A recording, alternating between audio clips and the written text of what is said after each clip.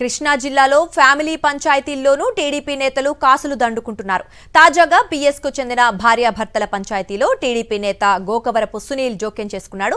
కుల పెద్దగా తాను సెటిల్ చేస్తానంటూ టీడీపీ నేత గోకవరపు సునీల్ రంగంలోకి దిగారు. ప్రస్తుతం ఆంధ్రప్రదేశ్ రాష్ట్ర ఆర్యవైశ్య కార్పొరేషన్ డైరెక్టర్ గా ఉన్న సునీల్ సెటిల్మెంట్ కోసం అబ్బాయి తల్లిదండ్రులను 2 లక్షల రూపాయలు డిమాండ్ చేశారు. సీఐ కొండపల్లి శ్రీనివాసరావు పేరు చెప్పి డబ్బులు డిమాండ్ చేశాడు. తమ వద్ద డబ్బులు లేవని, ఎవరి దగ్గరైనా సర్దుబాటు చేసుకుని ఇస్తామని అబ్బాయి తల్లి చెప్పింది. దీనిపై ఎన్నిసార్లు ఫోన్ చేయాలంటూ సునీల్ రుబాబు చేసినట్లు ఆడియోలో స్పష్టంగా తెలుస్తోంది. చెప్పండి. అదే డబ్బులేం పంపించలేదు. డబ్బులా ఎవరికి ఇవ్వాలండి? ఈ మనోళ్ళకి ఇవ్వాలండి. ఫోన్లో చెప్పే కాదండి. అసలు మనోళ్ళు అంటే ఎవరు? ఫోన్లో చెప్పరు, పోలీసు వాళ్ళకే ఇవ్వాలి. మొన్న సీఎం గారు వచ్చారు కదా, భోజనాలు ఖర్చు అయ్యాయి. దాని నిమిత్తం అడుగుతున్నారు అనమాట.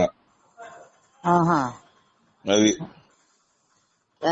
ఏ స్టేషన్ లో పెట్టారు వాళ్ళు? అసలు కేసు 1 టౌన్ అండి. 1 టౌన్ స్టేషనా? అక్కడ సిఐ గారా ఫస్ట్ మెయిన్ అక్కడ? అవునండి, అవును.